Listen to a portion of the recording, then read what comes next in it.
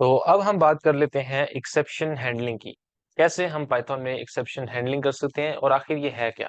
ये कब यूज होती है, जब हमने यूजर को बताना हो, जब हमारा कोड रन हो रहा है उसके अंदर हमने बताना हो कि कोई एक फला एरर आ गया है और उससे रिलेटेड कोई यानी कि यूजर को आउटपुट मिल जाए कि ये एरर है और इसको दुरुस्त करना जरूरी हो गया।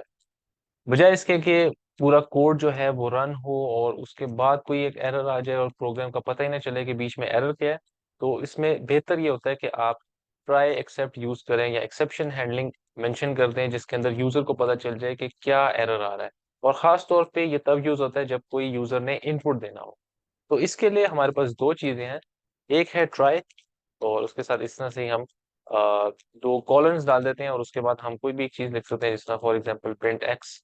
और उसके बाद हम एक लिख देंगे एक्सेप्ट, और उसके बाद भी हम आगे ये कॉलन डाल देंगे और यहाँ पे एक प्रिंट स्टेटमेंट लिख देते हैं, देयर वाज एन एरर। तो यहाँ पे हमने एक ट्राई एक्सेप्ट स्टेटमेंट लिख दी है जिसके अंदर सबसे पहले हमारे पास एक प्रिंट स्टेटमेंट है। ट्राई के बाद हम देख रहे हैं कि एक प्रिंट स्टेटमेंट आ रही है और उसके बाद एक्सेप्ट के बाद हमारे पास आ रही है प्रिंट स्टेटमेंट दोबारा से। लेकिन उसके अंदर हमारे पास लिखा आ रहा है एरर, यानी कि कोई एक फला एरर है जिसको हमें रिजॉल्व करना है, जिसकी वजह से कोड रुक जाएगा। अच्छा, अब अगर इसको हम रन करके देखेंगे तो आप देख सकते हैं कि यहाँ पे आ रहा है देयर वाज एन एरर। ये चीज रन होके आ रही है, क्यों? क्योंकि एक्स तो प्रेजेंट ही नहीं पहले से। यानी आपने देखा है कि ये एक्स जो है ये तो एग्जिस्ट ही नहीं करता, तो ये कैसे रन होगा। तो फॉर एग्जाम्पल हम यहाँ पे एक्स कह लेते हैं, एक्स इज इक्वल्स टू 20, और अब रन करके देखते हैं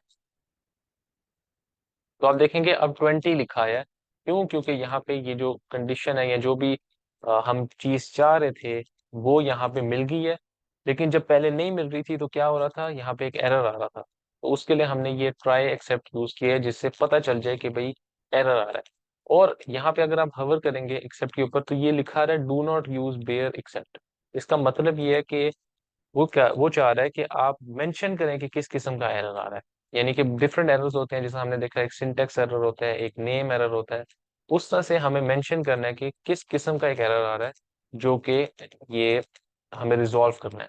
तो वो एरर थ्रो करेगा ताकि यूजर को पता चल जाए कि किस किस्म का एरर आ रहा है। तो उसके लिए हम इस केस में कह सकते हैं कि जी नेम एरर आ रहा है, आप लिख दें नेम एरर। और यहाँ पे आप लिख सकते हैं कि वेरिएबल वाज नॉट मेंशन्ड, इस तरह की आप बात कर सकते हैं। यहाँ वेरिएबल वाज नॉट डिफाइंड, तो ये अगर आप लिख देंगे और अब आप रन करेंगे तो अभी तो ये आ रहा है, लेकिन फॉर एग्जांपल हमने इसको रिमूव किया और फिर इसको देखा तो आप देख सकते हैं अब यहाँ पे हमें पता चल रहा है कि वेरिएबल वाज नॉट डिफाइंड। और इवन ये भी हमने मेंशन कर दिया कि किस किस्म का एरर है, क्योंकि डिफरेंट किस्म के एरर हो सकते हैं। कभी एक नेम एरर आ सकता है, कभी सिंटेक्स आ सकता है, तो वो हम सारे यहाँ पे मेंशन कर सकते हैं। डिफरेंट एक्सेप्ट आप मेंशन कर सकते हैं, यानी एक और दफा भी आप इसको मेंशन कर सकते हैं। उसके अलावा आप एक और मेथड यूज कर सकते हैं जिसका नाम है फाइनली। और ये तब यूज होता है जब आपने आपका ट्राई एक्सेप्ट यूज हो गया है और उसके बाद आपको यानी कि डिफॉल्ट पे ये कोई आपको चीज प्रिंट करवानी है तो वो इसके अंदर आप लिख सकते हैं। तो इसमें ये होगा कि ये जो कोड है यानी जो हम लिख रहे हैं प्रिंट लिख रहे हैं फाइनली के नीचे, ये रन होगा। इसमें वो ये नहीं देखेगा कि क्या ट्राई हो रहा है या एक्सेप्ट हो रहा है। चाहे वो ट्राई ठीक हो चाहे वो एक्सेप्ट ठीक हो, इस फाइनली ने रन होना ही होना है। तो हम लिख लेते हैं कि दिस विल रन। तो आप देखें कि यहाँ पे एरर तो आया और वो भी हमने मेंशन कर दिया कि ये फ्ला एरर है।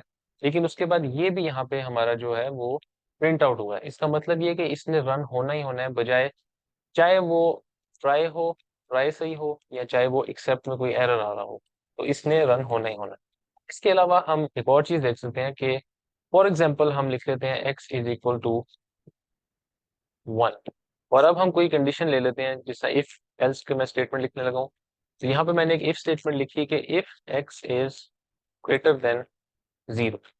आपने क्या करना है, रेज, अब ये कीवर्ड है और इसके बाद एक्सेप्शन मैंने यहाँ पे लिख देना। यहाँ पे लिख दिया एक्सेप्शन, और आगे हम इसके अंदर इस तरह से लिख देते हैं कि देयर वाज एन एरर। तो ये आप देखेंगे कि यहाँ पे उसने एक्सेप्शन हमें दे दिया, देयर वाज एन एरर। इस तरह से यानी हम एक्सेप्शंस रेज कर सकते हैं कि कोई एरर आ रहा है और उसको मेंशन कर सकते हैं कि क्या एरर आ रहा है। जैसा हमने अक्सर देखा था कि जब हम कोई गलती कर रहे थे तो उसमें भी हमें वो बताता था कि क्या गलती आ रही है। तो उसी तरह अब हम कोड को बता सकते हैं या यूजर को बता सकते हैं कि क्या गलती आ रही है, उसको डिस्प्ले करो। जैसा इस केस में एक्सेप्शन था तो उसने यहाँ पे एक्सेप्शन लिख दिया और आगे जो भी हमने मैसेज लिखा है वो उसने यहाँ पे रीड कर लिया। या इवन इसको हम कर सकते हैं टाइप एरर कर सकते हैं। तो आपने यहाँ पे टाइप लिखा, ये आपको खुद ही ऑटोमेटिकली आ जाएगा टाइप एरर। इसको बेशक आप रन करके देख लेंगे।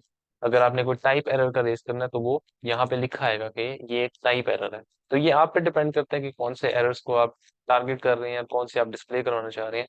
तो उस पर डिपेंड करता है, लेकिन आपको इस तरह से भी आप इसको लिख सकते हैं। तो ये एक बेसिक सिंपल सा कॉन्सेप्ट था कि कैसे आप एक्सेप्शन हैंडलिंग को यूज कर सकते हैं अपने कोड के अंदर यूजर को बताने के लिए कि कहाँ पे कोई गलती आ रही है, कोई उसने कोई गलत चीज तो नहीं एंटर कर दी। तो ये है बेसिक कॉन्सेप्ट एक्सेप्शन हैंडलिंग का।